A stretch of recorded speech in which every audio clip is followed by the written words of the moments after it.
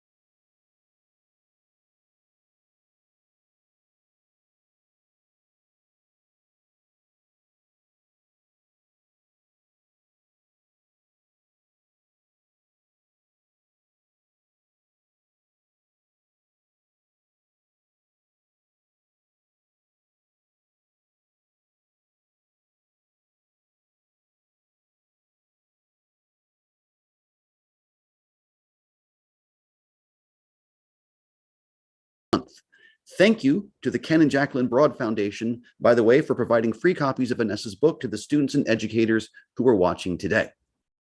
Samir Chaudhry is a Bangladeshi American environmentalist and social entrepreneur and a freshman at Stanford University. He's the founder and executive director of Youth Climate Action Team, Inc., a global climate justice advocacy nonprofit composed of more than 1,500 youth in 22 countries. Last, we have Zaria Romero, a junior at the University of Wisconsin-Madison, who was a project manager for the Sustainable Move Out initiative for a student group on campus. She recently returned from the COP26 UN Climate Conference in Glasgow, Scotland, where she represented Climate Generation, a nonprofit that builds climate literacy and action among youth, educators, and communities. One final note before we jump into everything here. If you have a question or a comment for me or for any of our speakers today, please post it in the YouTube chat box. We'll set aside time for questions later in the program. Having said all that and having introduced everyone, let's go ahead and jump in.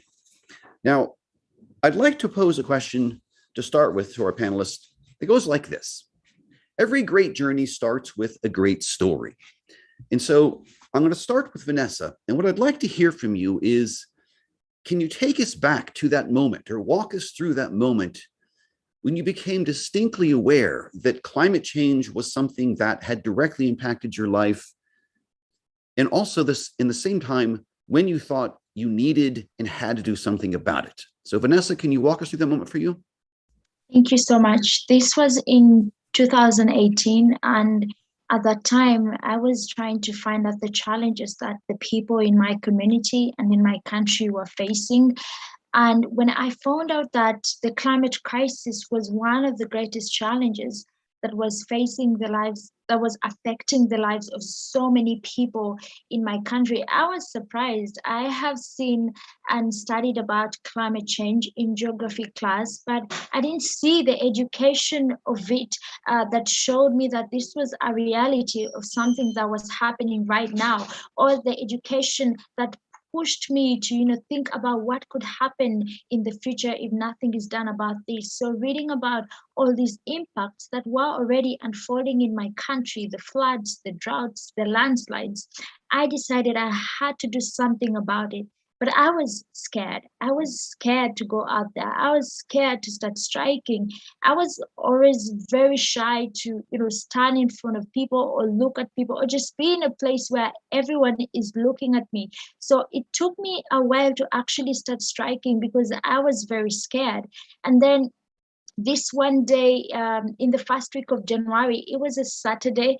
I felt like it was a crisis that continued to happen and I hadn't done anything about it. So I felt this urgency in my heart to start striking, whether I was, feeling scared of going to the streets or not. And I ended up having my very first climate strike on Sunday, actually. And then because I felt like I had taken a lot of time and I hadn't started when I had found out about this challenge. So when I decided to strike that week, I realized that Friday was already gone because these were the Fridays for future climate strikes. And I decided I would start striking on Sunday and then just follow up with the Friday strikes in the coming weeks. Thank you so much, Vanessa. I will turn next to Zaria. Can you walk us through your kind of moment of personal enlightenment or personal awareness that this was a problem that directly impacted you and that you had to do something about it? Yeah, thank you very much. So for a little bit of background, like ever since I was like young, I was always like outside and like that was always my happy place. And so when I was a junior in high school, I was scrolling through YouTube and I found this video that was titled 4 Years of Trash in One Jar. And I was amazed by this. I was like, what the heck? How is that possible? So I like watched this video and found out that this woman lives a zero waste lifestyle. And I had never heard of that before. It was really interesting to me. And the basic idea is to reuse everything you have with the goal of not sending any waste to landfills. And that was really the moment that made me realize like, I just like looked around at life and like how much waste is made like every single day. And I was like, this is so unsustainable. And it's, I don't know, you just see like trash cans full of garbage and there's no reason for it. Like there's, we can use like sustainable packaging and different ways that are reusable so that we can reduce this waste. And that was really the moment that I was like, that made me realize how unsustainable we live and that we need to change. Thank you for sharing that, Zaria. I can totally relate to that. I sometimes challenge my students. I say, try to go one day without plastic. And they're all shocked at how very difficult that is. Samir, I'd like to turn attention to you. And could you walk us through your personal moment when you realized climate change was directly impacting you and why and how you decided to do something about it? Thank you, Darren, and thank you, Zaria and Vanessa, for first of all sharing your stories. You're so inspiring. Really, my personal experiences in climate and why I do what I do really stems from my heritage. I'm Bangladeshi American. My entire family originates from Bangladesh. And at a young age, when I first heard, oh, Samir, we're going to travel across the Atlantic Ocean and visit Bangladesh, your home country, I was very excited. It was an amazing trip, yes, but I had idealized it in my head as some sort of perfect utopia. It's where my parents were from. And as a young child, I idolized my parents. I heard so much about it being such a tropical area, super warm. But when I visited, I distinctly remember the first step I took outside of the airport and the ride from the airport to my grandmother's house. I just looked out the window. As a kid, you like staring out the window, tuning out to your environment. I saw the skies were gray, cloudy, and there's a lot of smog in the air. And on top of that, the flooding crisis in Bangladesh is an extremely urgent issue. I think thousands of people are getting displaced by the flooding crisis every single day. And really having the climate crisis impact me, my family, and my own, and the community so close to my identity really humanized it for me and changed it from some issue that was on the news in the headlines all over the TV to something that was a lot more tangible. And because of that, I was really forced to begin investigating climate solutions, and I began really considering climate solutions at an extremely young age, whether that be through amateur trash collection, science research, throughout my elementary school, middle school years, to inevitably founding Youth Climate Action Team in high school. It's something that's always been at the back of my head because of those personal experiences I had at a very, very young age. Well, thank you so much for sharing that personal experience, Samir. For the next question, I have to do a little bit of personal background of my own, which is 3 years ago, I founded at UC Berkeley a project called it's called Words Over Time, and it's an intergenerational dialogue to bring together undergraduate students at UC Berkeley with persons, what are called third age learners, basically people from different generations, to start building a dialogue to see if there was some agreement. Because we, in one of the semesters, we focused exclusively on climate change, because I think climate change is definitely seen as a generational issue, that there's that frustration that says we have these world leaders from a generation that aren't growing up with the sense of crisis that we have, and that's why they're not acting. And what I discovered was, in fact, of course, it could be Berkeley. Berkeley is something of a bubble, but the generations didn't differ much. What people of an older generation said is they said, we had that same sense of urgency, but it's just over time, we lost it. That somehow other problems became larger, or we couldn't sustain action over time. And so looking at this struggle as you are from, you're at the starting point of this journey, I'd like to ask each of you, and I'll go in reverse order this time. I'll start with you, Samir.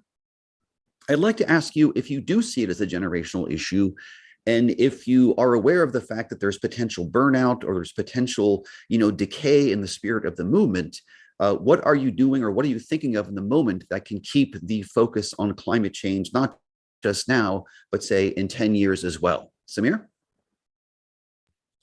Yes, thank you very much. I truly do think that while tackling the climate crisis, we must mobilize across generations. But it's tricky because I truly believe at the end of the day that all change is catalyzed by something known as empathy. I'm sure everyone understands what empathy is, but I've done a lot of work with empathy models of social change and lecturing in higher education innovation classes, that if you are able to truly empathize with an issue, whether it be in business, entrepreneurship, policy, in climate action, you're going to be able to truly tackle it and really have that drive, that personal connection to go through with it until that issue is solved. And I think the problem that we have right now is that older generations simply can't empathize with the climate crisis, because at the end of the day, the climate crisis is an issue that will impact the Gen Z, the generation of today. And I feel like we can start by making this a truly intergeneral approach to climate solutions by trying to mobilize groups in older demographics by helping them cultivate that empathy, whether that be by emphasizing that their grandchildren, their children will be directly impacted by this issue, or some other mechanism that allows them to truly understand how it's impacting them, how it's impacting their own communities that they are very much a part of. It's all about building that empathy, those personal connections, and expanding on those personal connections to truly drive action. Thank you for the insights, Samir. Zaria, I'll go to you next. Do you see this as a generational disconnect, or like Samir, do you think there's some cultivation of empathy that's in order here?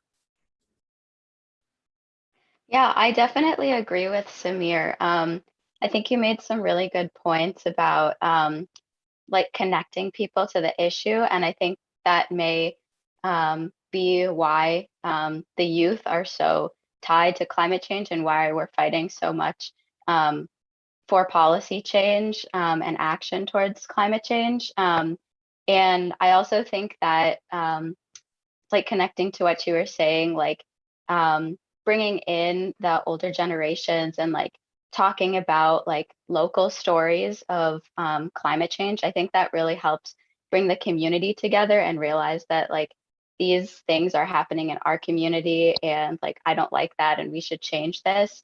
And also just like learning about other people's stories, like when I was at the Conference of the Youth in Glasgow, there was a group of indigenous people from Brazil that were talking about their story of climate change. And it really was like just to hear their side of the story and how like strongly they're being affected by it and how deeply it's affecting their communities, not only in like, I don't know, maybe like the crops they're cultivating, but also with their like mental health. It's really like hard to hear those things, and it really helps connect people to why these things matter. I'm hearing this, the spirit of connection seems to be something we need to work on here. Thank you so much for that, Zaria. Vanessa, how about you? How would you address, or do you even see a generational disconnect? And if so, how would you address it? Well, first of all, I want to say that an intergenerational conversation is really needed for us to achieve climate justice. You know, the climate crisis affects all of us, and it's important to know that as much as we are organizing and mobilizing, we are not the first people, you know, to organize for climate justice. I know of an, you know, inspirational woman that I got to learn about, the Professor Wangari Maathai, who did incredible work, you know, in Kenya, you know, advocating for, you know, environmental protection in Kenya, you know, through the planting of trees and respect of women's rights. So it's important to note that we need to have an intergenerational conversation. There is so much to learn from those who have been there before us, and then they also have a lot to learn, you know, from us. I can also give another example. There is something that I learned this year that I didn't know about in, you know, all the years I have lived on Earth, and it was about how, you know, in my culture, the way that, you know, people are named according to the clans, it was the clans were, you know, for conservation of wildlife. So you find that different people belong in specific clans. For example, I belong in the elephant clan, which is the Njovu clan, and it means that I cannot, you know, harm an elephant. I cannot. I live to make sure that the elephant is protected, and everyone in the elephant clan is like family. So in a way, you find that there is a clan for the elephant, a clan for the lions, a clan for, you know, different types of fish. And this is something that I learned from someone older than me. So it's important that there is a sharing of wisdom from the older generation, and also a sharing of wisdom from the younger generation. There is so much to learn, you know, from both the groups. And also I want to talk about the burnout in activism.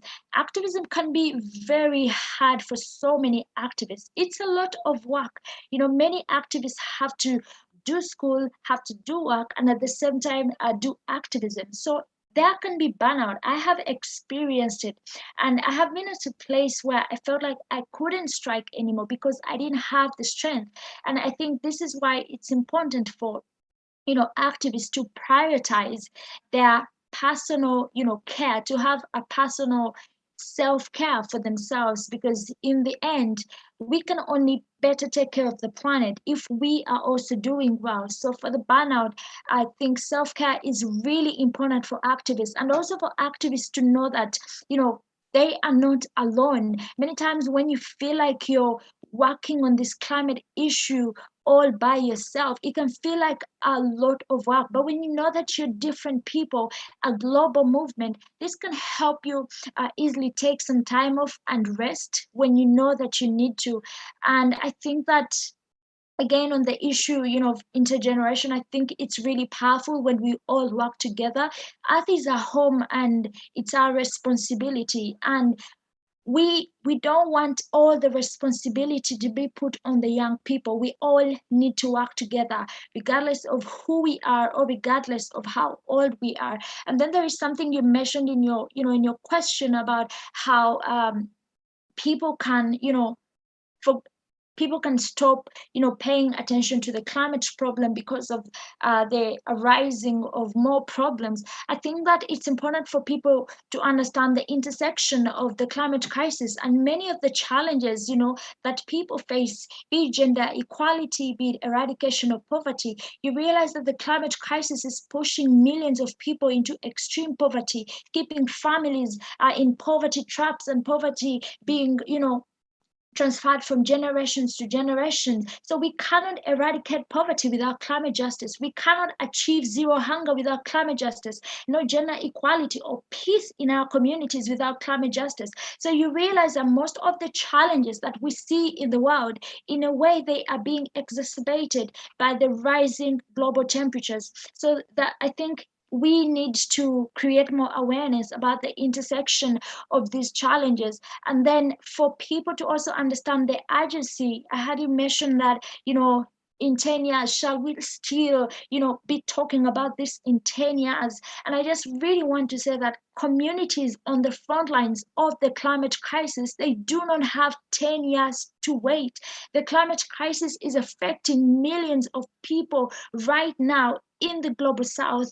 We have seen, the occurrence of climate disasters. Look at the African continent, which is responsible for only 3% of global emissions. And yet we are seeing the occurrence of hurricanes, of floods, landslides, locust evasions, rising water levels of lakes. So these are things that are happening right now.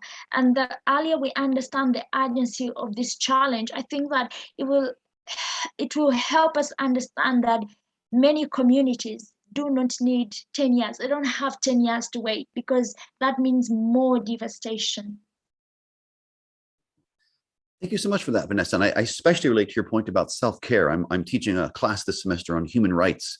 And I say that over and over again, that you can't be a great human rights defender unless you take care of yourself as well. So I appreciate all of the insights.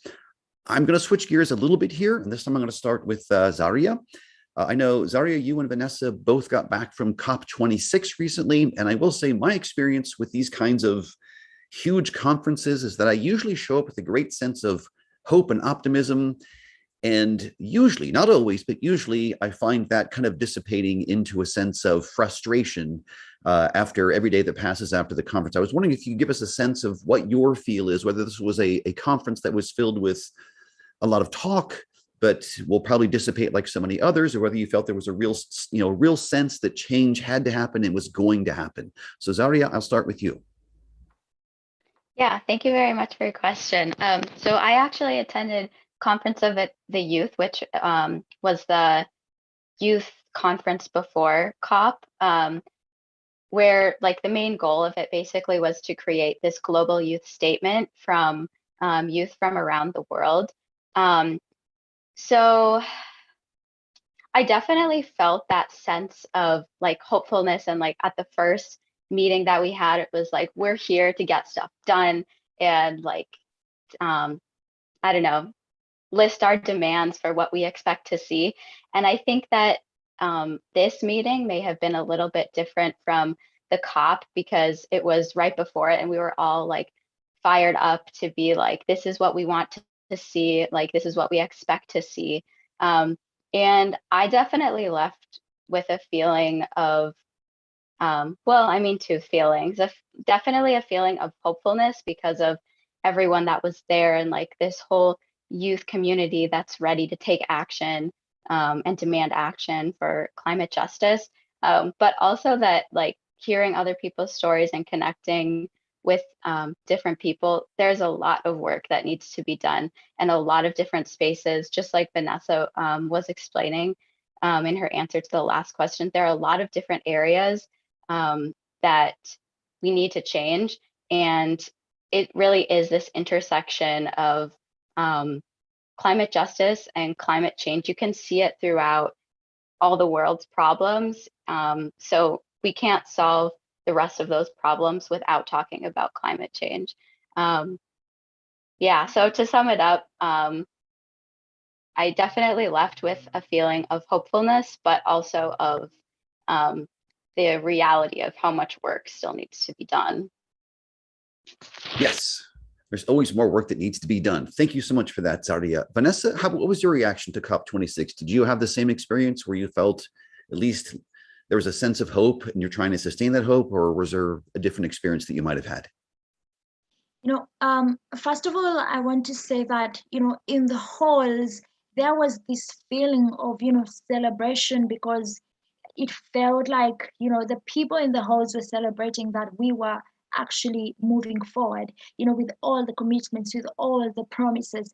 And then a climate tracker shows us that we are on a 2.4 degrees pathway, and this is global devastation. And this is This is a death sentence for communities that are on the front lines of the climate crisis. So at the COP, I can say that we had two pathways, pathways of, the people in the host saying that we were actually heading there. And then the real problem showing that we are on a 2.4-degree pathway. So what I can say is that there were more empty promises, more empty phrases, and another empty conference that disappointed so many people. Because again, the climate crisis was not treated as a crisis that is affecting the lives of the people right now. And again, this is something that I already said, but it's important for leaders to understand that commitments will not reduce CO2 emissions, and promises will not reduce greenhouse gases. Pledges will not stop the suffering of people on the front lines of the climate crisis. Only real action will. But then we didn't see that happening. In the end, we are on a 2.4-degree pathway, which means a global devastation for so many communities. And to also talk about the climate finance, the $100 billion that was promised, for the vulnerable countries, which has again been delayed, for so many communities on the front lines. And then we saw that no separate fund was put in place for loss and damage. Many communities are experiencing loss and damage right now. And again, these are communities that did cause the climate crisis, that have nothing to do about climate change. But again, it's really important for people to understand that when loss and damage happens, it means that communities cannot adapt to starvation. They cannot adapt to extinction. They cannot adapt to their lost cultures or lost traditions as the global temperatures rise, as the weather disasters, the climate disasters continue to destroy communities and livelihoods. And just to talk about what Zaria said, I think the hope was really in the young people. The hope was really in the people on the streets. To me, that is where I saw real hope. The young people who are organizing the climate strikes, speaking up and continuing to demand, for climate justice from the leaders. I think that was where, the real hope was and the real change was. But at the conference itself, I have nothing, good, to celebrate about the conference. All right. Thank you so much for sharing that very insightful review of your experience. I'm going to switch gears a little bit now. I asked you for a little bit of personal story in terms of your personal awakening. What I'd like to do now is kind of let you talk about what I would call a day in the life. And Samir, I'm going to start with you. So I'll ask the question this way. At UC Berkeley, don't know how things are over at Stanford, but at UC Berkeley, for many students, the biggest decision they have to make in the course of the day is, where am I going to get boba tea today? You're a CEO. You're a CEO of an organization that has people, all around the world fighting this. So could you tell us, a little bit more about Youth Climate Action Team, what your role is, and, how you keep the fight going in a sustained manner? Before I start my answer to this response, I actually also do think about when I will get boba tea every day. I am addicted, but it definitely is a time commitment. And I'll start by prefacing with a little bit more information about who we are and our goals and our organization as a whole. So when I was 17, I founded Youth Climate Action Team Incorporated, and we are a global 501c4 climate justice advocacy nonprofit. We have over 1,500 youth organizers spanning over 22 countries, and we've reached over 300,000 people across the world. We're so lucky to have been able to collaborate with the United Nations Environment Program. I was lucky enough to work right alongside Inger Anderson, their executive director, on actually our first initiative, where on our first initiative, we understood that with COVID really becoming a global issue, that our approach to tackling climate change would have to change. So alongside Inger Anderson, I organized a global conference mobilizing youth from across the world to kind of spark that discussion. And we've worked with the United States Environmental Protection Agency. I've worked with Administrator Michael Reagan to kind of shape environmental justice and energy infrastructure policy. And then essentially what our youth do, we do a lot of political lobbying. So working with politicians across the world to ensure that we're advocating for sustainable policies and policies that we think can actually make an impact while tackling the climate crisis. We have equitable climate leadership programs where, for completely free, we reach out to schools across the nation, across the world to establish climate leadership and initiative building camps over the summer after school. And we do a lot of research. We are currently conducting the Clean America Project, which is the world's first global team-led energy study. And what we're doing is we're quantifying the impact of renewable energy in different sites across the world and providing more transparent, hard data on the public health implications of clean energy. And we hope to lobby those findings to politicians to hopefully increase energy policy prevalence across the world, because it's something that has such beneficial impacts to public health. It quite literally will save lives. And beyond that, we do a lot of micro grants funding for local initiatives and a lot of other community organizing type initiatives and activism development. So when looking at some sort of day in my life, it is definitely quite busy. Running an organization like this has taken up all of my time. And honestly, over the past summer where I had no responsibilities, didn't even have to be at school, sometimes I was working from the moment I woke up to the moment I went to bed. So coming into school, I definitely had my challenges where I had to manage my time, my schoolwork, other climate work I'm doing at Stanford, and then obviously managing YCAT, that's the acronym for Youth Climate Action Team.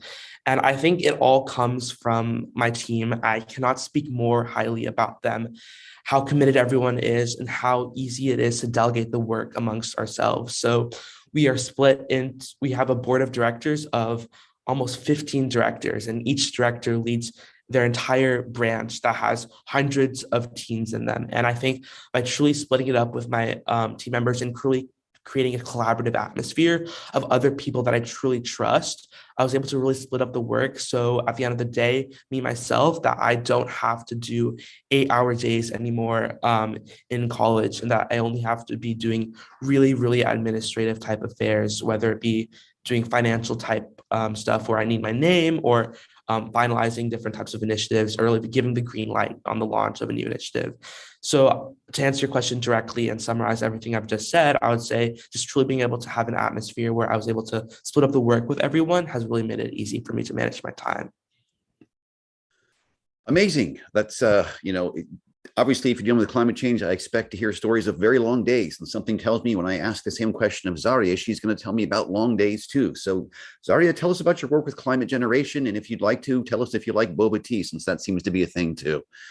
Zaria? Yeah, I love boba tea. I don't have it as often as it sounds like other people do. But yeah, so to are you wondering like my work with climate generation or like my day-to-day schedule, I guess? A bit of both. I mean, it's really about, the first question that I asked was kind of about, that moment of awakening. And now the question is kind of along the lines of, walk us through, how do you keep the struggle going, whether it's with your work in climate generation or whether there's other things you're doing. Yeah. Okay. So I'll start with my work with climate generation. So when I was a junior in high school, after I kind of got on, like learned about the zero waste lifestyle and like challenged myself to do that, I wanted to create more of an impact in my community. So I got connected with Climate Generation, and they were leading this project throughout Minnesota called Youth Convening Minnesota. And the basic idea of it is different cities around Minnesota taking youth from or connecting with youth from those areas in those specific cities. So I'm from Rochester, Minnesota. So we worked with a team of, it was me and other high school students in Rochester working with Climate Generation to plan this convening for our city, Rochester, and basically just to collect everybody and talk about climate change and have that conversation.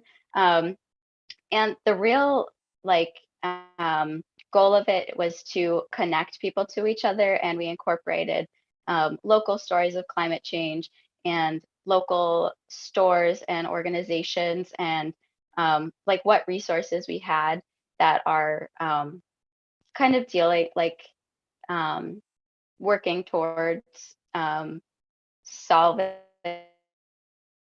climate change. So that's how I got involved with Climate Generation, and I've been working a little bit on and off with them. Now that I'm in college, I am part of the student group Enactus on campus, and last year I established the Sustainable Move Out Project, and I started this project because during move out time in Madison, it's a big city and there's lots of students. We have, I think, about 40,000 students on campus. So during every move out, there's always like lots of furniture and stuff just like left on the side of the road, like, I don't know, mattresses, couches, desks, all these things that people just put out on the side of the road to get taken to the landfill because that's the easiest thing to do. You know, it's hard to move. You're pretty much moving an apartment every single year. So it's hard to move these big items to each place. So there ends up being a lot of waste that's sent to the landfill. And it's actually, I looked it up, and each move out cycle, Madison sends over 1 million pounds of material to the landfill, which is a crazy amount to me. And it doesn't need to be that way because more than half the stuff that's put outside on the road is perfectly usable, especially in college where, you know, you don't always need like the nicest furniture, or like you're probably only going to be using it for a few years. So that's where the idea for this project started. So we're still in the planning phases of it, but the goal is for next August to hold this move out sale where people can bring their furniture to this sale, and we can have kind of an exchange so that we can create more of this circular economy and you know, like keep these items in the cycle of use, so that we don't you know, just keep buying unnecessary things and creating more waste that doesn't need to be produced. I love the idea. And actually, if you get your template all worked out, if you want to reach out to the universities, get in touch with me, and we'll do it at UC Berkeley as well. Happy to sponsor a move to other universities. Yeah, Vanessa, excellent. Vanessa, question for you. Same question for you about your day-to-day kind of struggle, but I want to add something to the question for you, which is, you know, the title of your book I find really intriguing, especially the part where you say, you would expect it to say my struggle with climate change, but it says my struggle to bring a new African voice. And what I like about it is, you know, if you go back even to the 1980s and onward, with benefit concerts and Live Aid, there was always this idea that Africa was a place that couldn't speak for itself or had to be spoken for by others. And, you know, the title is kind of very much itself a moment of activism. It's like, there is this voice, you know, there are all these voices that need to be heard. So aside from just giving us an idea of what you do to keep the struggle going, can you tell us more about this struggle to bring the new African voice to the table, to the discussion of climate change? Yeah, first of all, I want to say that I'm really happy to say that we are changing that narrative, and that there's so many voices on the, you know, African continent that are speaking up and demanding for, you know, climate justice. And I think that it is time for the voices of, you know, people from Africa to be listened to, because we are the ones at the front lines of the climate crisis. We are not responsible for the climate crisis, and many times we find ourselves, you know, being left out of conversations. It's hard, you know, it's hard to have your voice, you know, amplified or listened to or platformed, you know, if you're from a country like mine. I have faced quite a number of, you know, challenges with that, challenges of continuously being removed from pictures, not once or twice, or not being named, and many other activists have experienced some of these things, being stopped from entering specific rooms. So it's been a challenge, talking about the climate issues in spaces whereby few people are ready to listen, in spaces whereby few people are ready to pay attention or to platform you or to amplify your voice. And like you've said, society may think that someone always has to speak for us. That is not the case. I think that for many years, it hasn't started with us, activists of this generation. I believe and know that for many years, very many African voices have been speaking up for different issues. But the question is, have you been listening? The question is, have you been amplifying? The question is, have you been platforming? So it is not, a continent of missing voices or voiceless people. People have been speaking, but they are not being heard. They have not been heard, not just in this period of time, but for so many years. And of course, like I've said, we are changing that. We want the world to understand that we can speak up for ourselves, and we want the world to understand that we understand the challenges that are going on in our communities.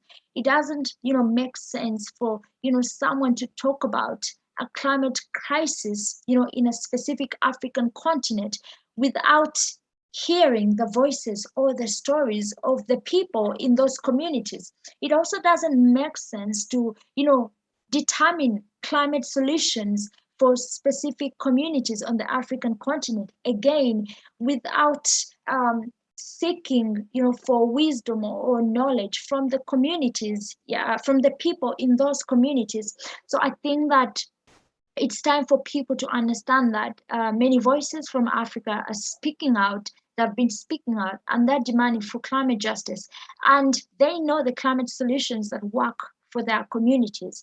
So it is time to platform, because every activist has a story to tell, and every story has a solution to give, and every solution has a life to change. So we will only have climate justice if every voice is included, especially voices on the front lines of the climate crisis, and also to pay attention to the climate solutions. Climate solutions need to come from the people on the front lines. And just my my daily way of life, I think it is almost the same with Samira and Zaria, and it's mainly around organizing and mobilizing for the next climate strikes, or for the next global climate strike, or school reach outs, or community reach outs, and definitely getting enough sleep, I should say. Yes, I'm hearing the common theme that all three of you don't get enough sleep. Such a great point. I can't agree with you more about the idea there's so many eloquent voices sending a message, and half of the activism is getting the world to listen. So thank you for that insight. We're going to switch gears a little bit here. I'm going to cue up a video. We're going to hear now from Ana Alanis. Ana works in the development department of the Commonwealth Club. She experienced the climate crisis firsthand when her family home burned in a wildfire. So we have that video ready to go for you. Hello, my name is Ana Lilia Alanis, and I'm 25 years old. I am deeply inspired by today's panel, and I'm honored to have the opportunity to share a bit of my own climate story before kicking off the Q&A section with our panelists. I grew up in a working class family and was raised in Coffee Creek, a small rural town in Northern California nestled in the Trinity Alps wilderness. Like so many places across the American West and throughout the world, my community has been increasingly threatened by wildfires that are exacerbated by our changing global climate. 3 months ago, we were warned that a looming wildfire was suddenly barreling down Coffee Creek Road towards our home. That night, half of my town and my family home of almost 20 years burned in a wildfire. That loss alone brings me to my knees. But then Coffee Creek was hit by storms, intensified by our warmer climate, and the massive amounts of rainfall caused flooding that took out our roads and destroyed my neighbors' homes that had survived the fire. It's too late to save my home, and I will grieve that loss for the rest of my life. But there are countless communities and ecosystems that we can still save from the worst impacts of climate change. And the need for climate justice is urgent, and the movement needs all of us. With that, I'd like to shift now into thinking about how we care for ourselves in the midst of the climate crisis, how we find hope, joy, and comfort. To care for myself and sustain my own activism, I cook, and I cook really good food. It's good for me and that I really enjoy the food, and it makes me feel connected to the earth. My food is plant-forward, flavorful, and nutritious. And to the best of my ability, I'm using ingredients that are sustainably sourced, produced, local, and are harmless to the animals and humans who power our food systems. With that, I'd like to turn back now to our panelists. Thank you for the work that you do in the climate justice movement and for inspiring so many of us to take and sustain action. My question for you all now is, how do you replenish and care for yourselves so that you can continue showing up in the fight for climate justice?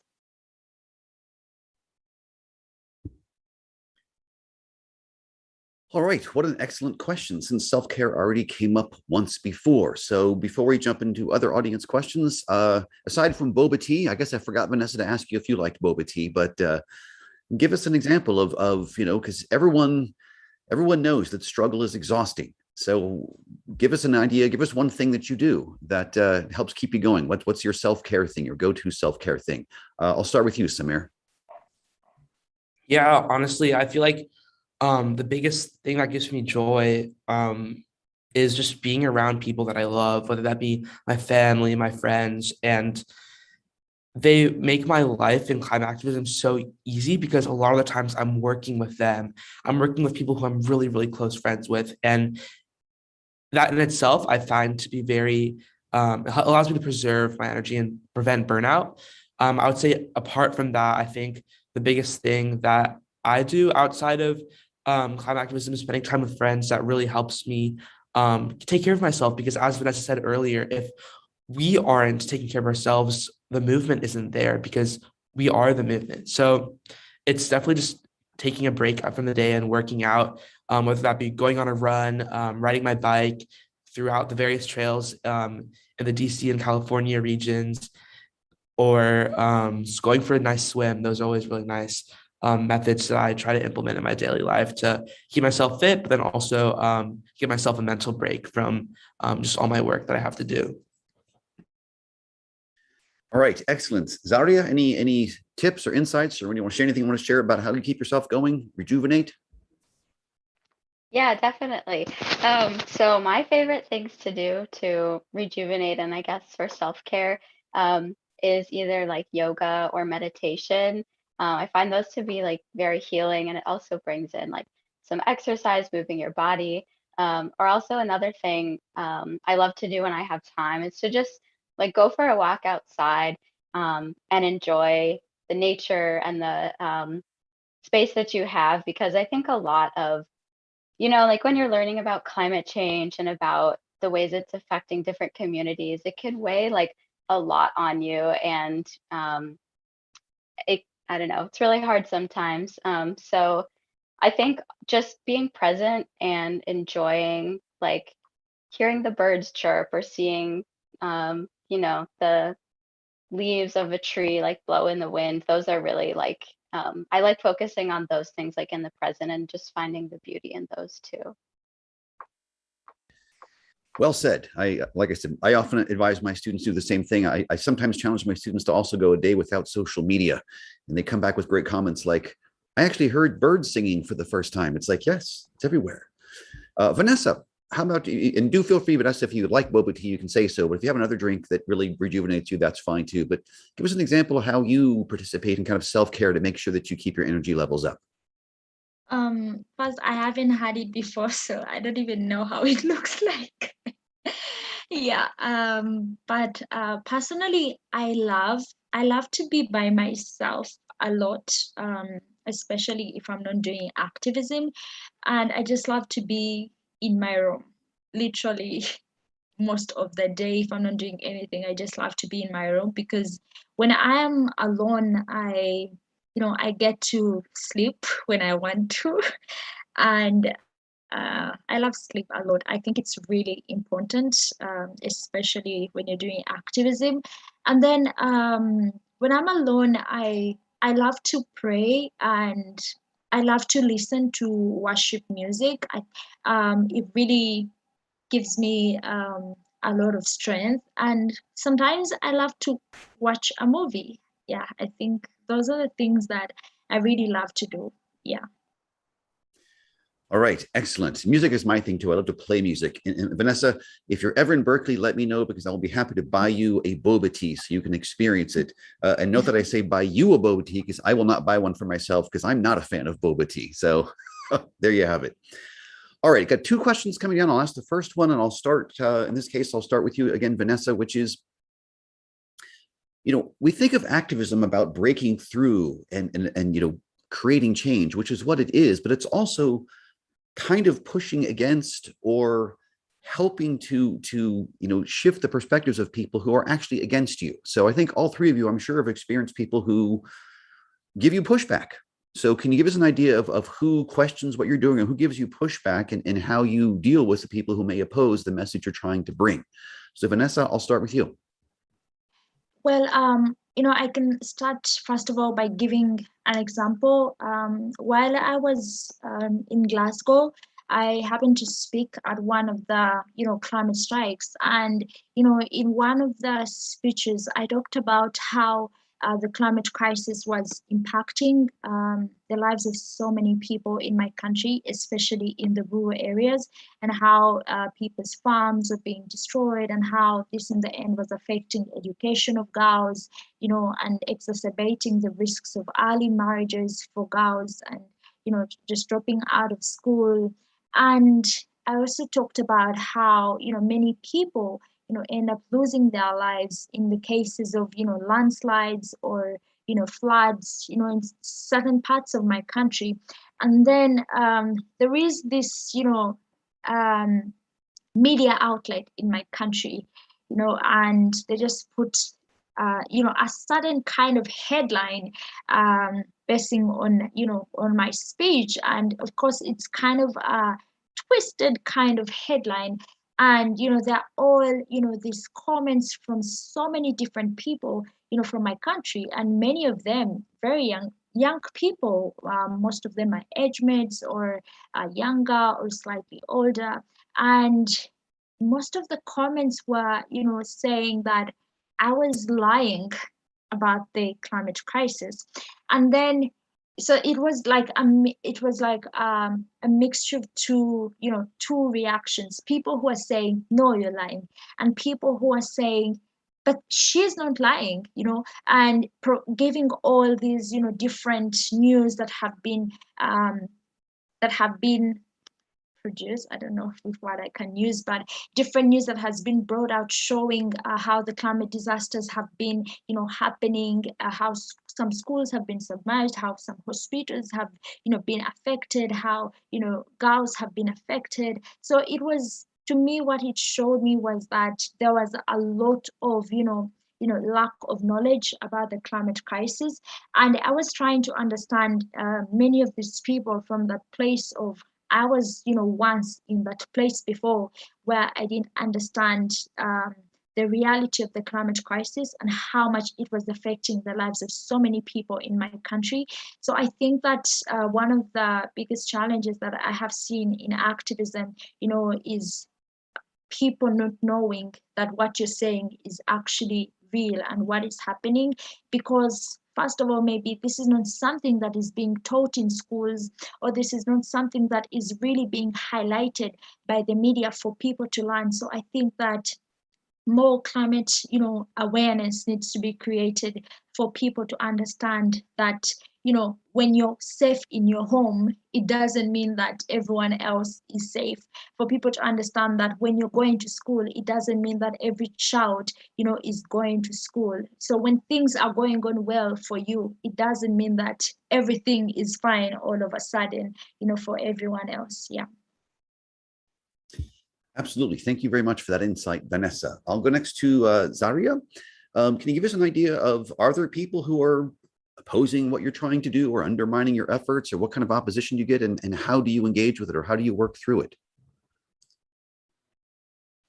Yeah. So I think I've actually been lucky. I feel like I haven't had much pushback or like people saying like isn't I don't know, going to be helpful, or that climate change isn't real. But I guess some things I have seen is that like I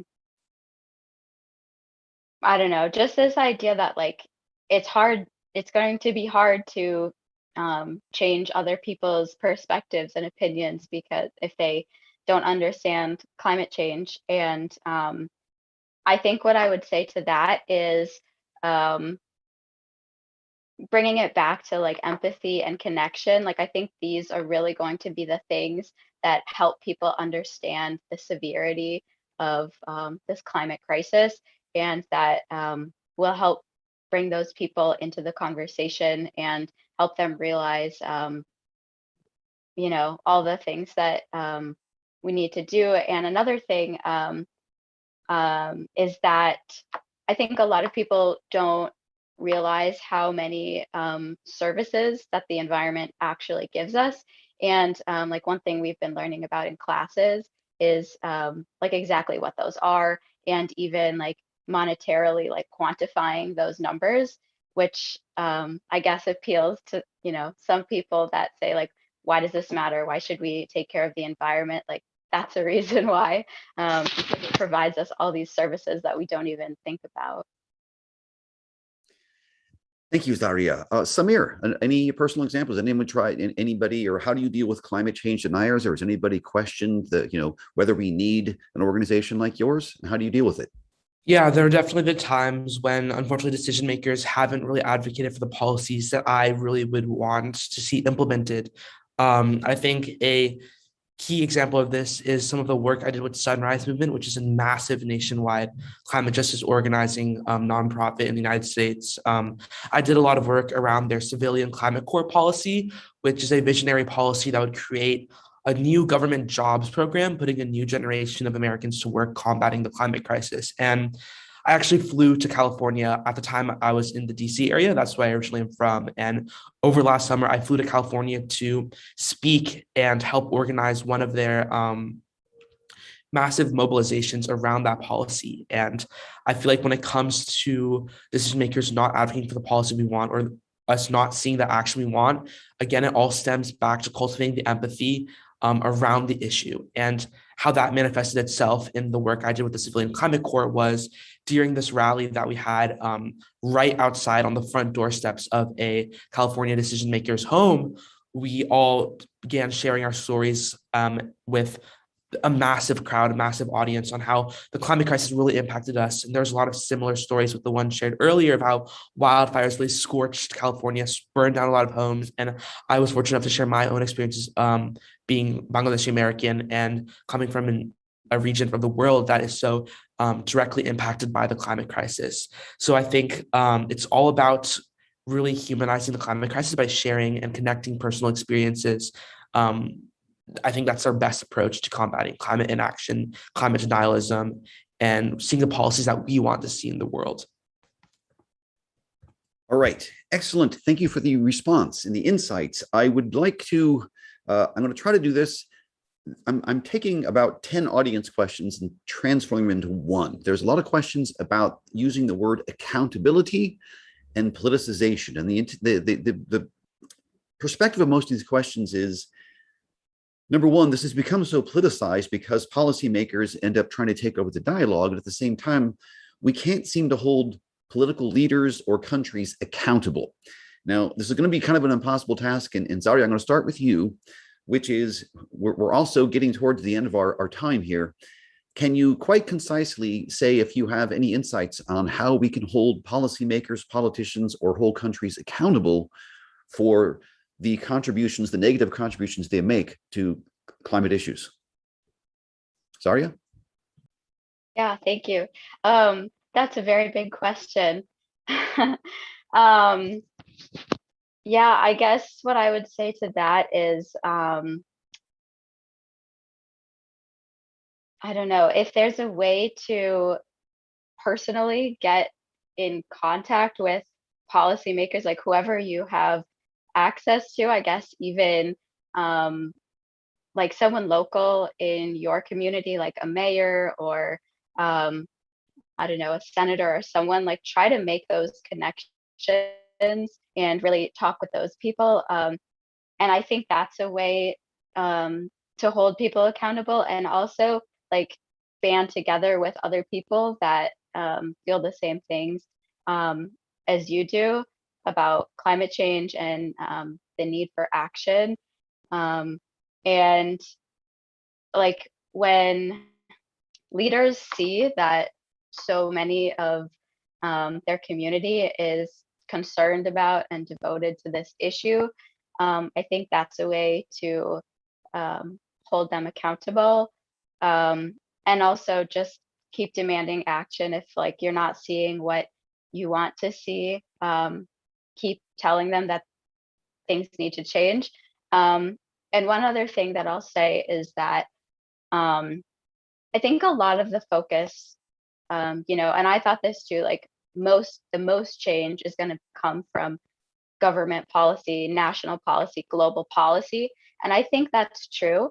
But at this point, like it takes a lot of time to make those policies and to create those laws, and especially getting that passed. So I think that what's really important to focus on is the things that you can do in your local community and start there, because those are things that you can change right now. And you know, we need climate action right now. So while we should still demand action from you know, national and global levels, we should really be focusing on the things that we can do personally, whether that be, I don't know, starting a company or demanding change from your local stores and what you expect to see. Yes, people often forget the fight is as local as it is global. Vanessa, I know this is a large question and I'm asking you to be concise and also giving you a large question, but how would you address the issue of accountability or lack thereof among the people that are in power, that have the power to affect change? How do you address that issue, Vanessa? Well, I think that one of the things that I've got to see from leaders or the people in power is that through their speeches or, you know, through everything they say, there is so much that is promised, and you know there is so much of all these promises of a future of, you know, another world being possible, and then the actions that are followed after those promises, they do not really reflect on the words that, you know, are being continuously said by leaders or generally people in power. And I think one of the ways that we can hold them accountable is to mind the gap between their promises and their actions, because many times we may get really excited about, you know, the promises of, you know, a sustainable world, the promises of a healthier planet, and then we forget to follow up on, you know, the actions. Again, actions will be the ones that, you know, will stop the warming of the planet and the suffering of the people. It won't be promises. So it doesn't just end on promises or commitments or pledges. This has to be followed by actions for us to see that actually something is changing. So I think one of the ways is to really mind the gap between the promises and the actions of the leaders and the people in power. Thank you, Vanessa, for your response there. Now, amazingly, we have reached the point in the program where I am going to put out one last question. An hour has flown by. Members of the audience, I greatly appreciate all the questions. This is obviously a conversation we're going to have to keep going in the future. But for now, to wrap things up, I'd like to give each of the speakers, one last question. The question is a big question, but I'll ask you to be concise. But the question looks like this. If you could say one thing to young people who want to make a difference in the fight for climate justice, what would be the one thing you would say to them? And I'll start with you, Samir. If I could say one thing, it would be think globally, but act locally. Like Zaria said before, change really comes at a grassroots level within our own communities. And this is a global crisis, and it comes by holding our decision makers accountable. I know there's just a lot of dialogue about that. That means vote, pick up the phone, give them a call, tell them what you want to see enacted in policy, write them a letter, because at the end of the day, these decision makers are supposed to represent us. And I think if we think globally, act locally, we can definitely take a step towards tackling the climate crisis. All right, well said. Zaria, I'll go to you next. If there's one thing you could say, what would it be? Yeah. So what I want to say is that your imperfect efforts to fight for climate justice are perfect. And you just need to, just try, and that is going to be perfect. Also, stay hopeful and know that there is a large community of people in the world that support you and are here to help you. All right, thank you, Zaria. Vanessa, would you like to add to this? If there's one thing you could say to the youth activists of the world to keep the fight going, what would it be? Well, I think that would be something from a place of faith, and that would be believing in yourself as someone who, can be able to do something that can transform the world. And, in a simple way to say it is that for young people to believe in the power of their voices, and for young people to believe in the power of their actions. No one is too small to make a difference. No voice is too small to make a difference. And no action is too small to transform the world. So I think that believing in ourselves and also believing that, another world is possible is something that I would tell, any young person who is doing activism or who wants to do activism. Thank you so much for that.